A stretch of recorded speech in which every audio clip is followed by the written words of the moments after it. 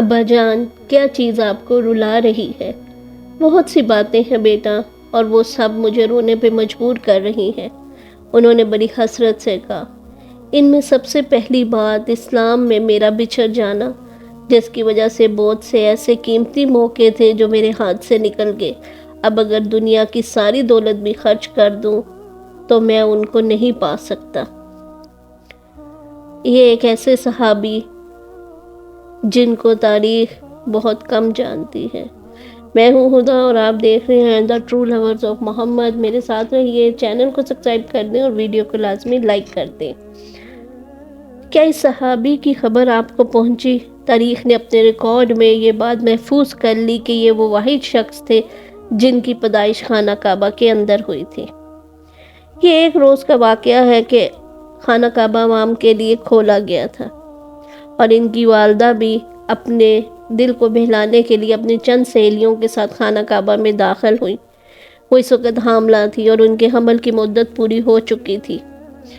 خانہ کعبے کے اندر یکایک ان کو شدت کا دورہ پڑا اور اس سے وہ باہر نہ نکل سکی، اور آخرکار ایک چمڑے کے فرش کو بچھایا گیا جس پر انہوں نے اپنے بچے کو جنم دیا، اور وہ بچہ تھا حکیم ابن حزم، جو ام مومنین حضرت خدیجہ بن خلید کے بھتیجے تھے۔ حضرت حکیم بن حزم کی پدنشنما ایک ایسے اعلیٰ اور شریف خاندان میں ہوئی جو زبردست اثر و رسوخ اور غیر معمولی دولت اور ثروت کا مالک تھا۔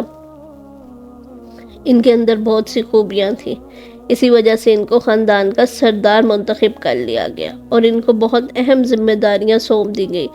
چنانچہ جس زمانہ جاہلیت میں وہ اپنے ذاتی مال میں سے کافی رقم بیت اللہ کے اوپر بھی خرچ کرتے اور حجاج کے اوپر بھی خرچ کرتے تھے۔ حضرت حکیم بن حزم رسول اللہ صلی اللہ علیہ وسلم کے منصب نبوت پر فائز ہونے سے قبل آپ کے بہت گہرے دوست تھے۔ اگرچہ وہ عمر میں آپ سے بڑے تھے، 5 سال کم از کم آپ سے بڑے تھے، مگر اس کے باوجود انہوں نے آپ کے ساتھ بہت ہی غیر معمولی محبت رکھتے تھے، اور آپ کے ساتھ آپ کی مجلسوں میں اٹھتے بیٹھتے تھے۔ اور جب خدیجہ بن خلید آپ کے نکاح میں آئی تو یہ رشتہ داری میں تبدیل ہو گیا۔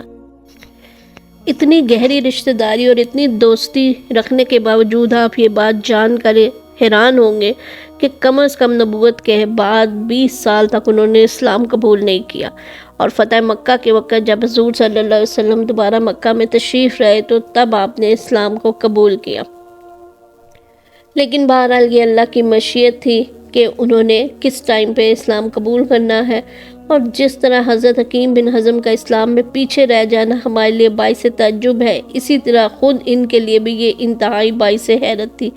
جب سے وہ دائرہ اسلام میں داخل ہوئے تب سے انہوں نے ساری زندگی اس بات پہ ندامت کرتے گزار دی کہ اسلام لانے کے بعد اسی طرح ایک دن انہوں نے روتے ہوئے اپنے بیٹے سے کہا، بیٹا، میں اس بات پہ بہت غمزدہ ہوں کہ میں جنگ بدر اور احد میں رسول اللہ صلی اللہ علیہ وسلم کے خلاف قریش کے ساتھ گیا، اور میں نے اس کے بعد سوچا کہ اب میں کسی قسم کا ان کو تعاون نہیں دوں گا، نہ ان کی مدد کروں گا، مگر افسوس قریش کی مدد کے لیے مجھے برابر گھسیٹا جاتا رہا۔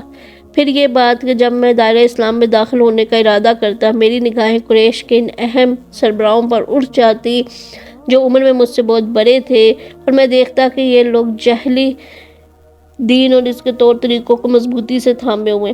اس وقت میں خود کو بھی اس تقلید پہ لانے سے باز رکھتا، ہم کو بس ہمارے آباء و اجداد اور سرداروں کی انی تقلید نے ایک تباہی کے گڑھے میں دھکیل دیا تھا۔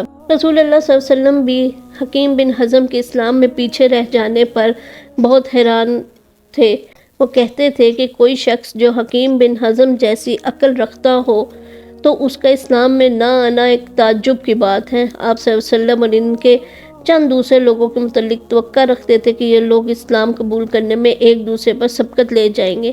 چنانچہ فتح مکہ سے ایک رات پہلے آپ صلی اللہ علیہ وسلم نے صحابہ کرام سے فرمایا، مکہ میں 4 اشخاص ایسے ہیں جن کے متعلق میں سمجھتا ہوں کہ انہیں شرک سے دور اور اسلام سے قریب ہونا چاہیے۔ جب صحابہ کرام نے ان سے پوچھا کہ وہ کون لوگ ہیں تو آپ نے فرمایا، وہ ہیں عطاب بن اسید، جبیر بن محتم، حکیم بن حزم اور سہیل بن عمرو۔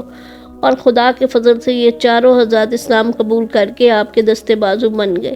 جب رسول اللہ صلی اللہ علیہ وسلم ایک فاتح کی حیثیت سے مکہ میں داخل ہوئے تو آپ نے حکیم بن حزم کی عزت افزائی کی اور اعلان کروایا کہ جو شخص اس بات کی شہادت دے کہ خدا واحد لا شریک کے سوا کوئی معبود نہیں، وہ مامون ہے، وہ شخص کعبے کے پاس بیٹھ جائے اور اپنے ہتھیار اتار کے رکھ دے، وہ بھی حفاظت میں ہے۔ جو کہ اپنے گھر کا دروازہ اندر سے بند کر لے وہ بھی محفوظ ہے، اور جو آدمی ابو سفیان بن حرب کے گھر میں داخل ہو گیا وہ بھی امان میں ہے، اور جو آدمی حکیم بن حزم کے گھر میں داخل ہو جائے اس کو بھی امان ہے۔ حکیم بن حزم کا مکان مکہ کے نشیبی حصے میں تھا اور ابو سفیان کا مکان مکہ کے بلائی حصے میں تھا۔ حضرت حکیم بن حزم نے اسلام قبول کیا تو اس شان سے کہ ان کے دل و دماغ پہ حاوی ہو گیا، انہوں نے ایمان کو اپنایا اور اس انداز سے کہ ان کے رگوں پہ مصرات کر گیا، ان کے دل میں گہرائی تک اسلام ہی اسلام بھر گیا، اور رسول اللہ کی دعوت میں جو اخراجات بھی انہوں نے کیے تھے ان سب کی چند در چند تلافی کرتے رہے، اور واقع انہوں نے اپنے اس عزم کو پورا کر کے دکھایا۔ دارالندہ جس کی بڑی تاریخی اہمیت تھی، جس میں جاہلیت کے دور میں قریش اپنی میٹنگیں کیا کرتے تھے، رسول اللہ صلی اللہ علیہ وسلم کے خلاف سازشیں کیا کرتے تھے، ان کی ملکیت میں آیا تو انہوں نے چاہے اس سے چھٹکارا حاصل کر لے، گویا وہ قابل نفرت اور گھنونے ماضی کو بالکل ترک کر دینا چاہتے تھے۔ چنانچہ اس کو 1,00,000 درہم میں فروخت کر دیا، اور جب ایک قریشی نوجوان نے ان سے کہا کہ چچا جان، آپ نے قریش کے قابل یادگار چیز کو بیچ دیا، تو انہوں نے جواب دیا، بیٹا تمہاری اس بات کا حقیقت سے کوئی تعلق نہیں، فخر کس بات پہ؟ اب اگر کوئی چیز باقی رہ گئی ہے تو وہ صرف تقویٰ ہے۔ میں نے اس کو صرف اس لیے فروخت کیا کہ اس کی قیمت سے جنت میں ایک مکان خرید سکوں۔ تم سب لوگ گواہ رہنا کہ میں نے اس کی قیمت اللہ کے راہ میں صدقہ کر دی۔ حضرت حکیم بن حزم اسلام لانے کے بعد پہلی بار سفر حج پر گئے تو ان کے ساتھ قربانی کی 100 اونٹنیاں تھیں جن کے اوپر قیمتی کپڑے اور خوبصورت جھولیاں پڑی تھیں، اور دوسرے حج میں ان کے پاس قربانی کے لیے 100 غلام تھے جن کی گردنوں میں چاندی کے پٹے پڑے ہوئے تھے اور جن کو انہوں نے اللہ کی راہ میں آزاد کیا تھا، اور تیسرے حج کے موقع پر قربانی کی 1000 بکریاں لے گئے تھے۔ جی ہاں، 1000 بکریاں، اور مینا میں ان سب کی قربانی کر کے گوشت فقراء اور مساکین میں تقسیم کیا تھا۔ غزوہ حنین کے موقع پر انہوں نے ایک دفعہ مال غنیمت میں سے مانگا تو انہوں نے ان کو عنایت فرمایا، انہوں نے دوبارہ مانگا تو آپ صلی اللہ علیہ وسلم نے پھر عنایت فرمایا۔ اسی طرح رسول اللہ صلی اللہ علیہ وسلم نے ان کو 100 اونٹ دے دیے۔ اس وقت وہ اسلام میں نئے داخل ہوئے تھے۔ پھر آپ صلی اللہ علیہ وسلم نے ان کو مخاطب کر کے فرمایا، حکیم، یہ مال نفس کے لیے بڑا پرکشش ہوتا ہے، جو شخص اسے قناعت کے ساتھ لیتا ہے اس کے لیے یہ بابرکت، اور جو شخص اسے حرص کے ساتھ لیتا ہے اس کے لیے نامبارک ثابت ہوتا ہے۔ اپنے اوپر دینے والا ہاتھ نیچے والے لینے والے ہاتھ سے بہتر ہوتا ہے۔ حضرت حکیم بن حزم نے یہ بات سنی تو عرض کیا، اے اللہ کے رسول، قسم ہے اس ہستی کی جس نے آپ کو حق کے ساتھ مبعوث فرمایا، آپ کے بعد نہ میں نے کسی سے مانگوں گا نہ زندگی بھر کسی سے لوں گا، اور واقعی انہوں نے اپنی یہ قسم پوری کر دی۔ حضرت ابوبکر صدیق رضی اللہ عنہ نے اپنے زمانہ خلافت میں ان کو کئی مرتبہ بلایا کہ آ کے اپنا وظیفہ لے جائیے، لیکن انہوں نے انکار کر دیا۔ حضرت عمر فاروق نے بھی انہیں خلافت کی ذمہ داریاں سنبھالنے کے بعد وظیفہ لینے کے لیے بلاتے رہے لیکن وہ نہ آئے۔ حضرت عمر فاروق نے مسلمانوں کو ایک مجمع میں اکٹھے کر کے فرمایا، مسلمانوں، آپ سب لوگ اس بات کے گواہ رہے کہ حکیم بن حزم کو بیت المال سے اپنا حصہ لینے کے لیے بلاتا ہوں مگر وہ اس سے انکار کر دیتے ہیں۔ اور حضرت حکیم بن حزم نے پوری زندگی اس طرح گزار دی کہ انہوں نے کبھی کسی سے کچھ نہ لیا۔ اللہ تعالیٰ ان کے درجات بلند فرمائے، آمین۔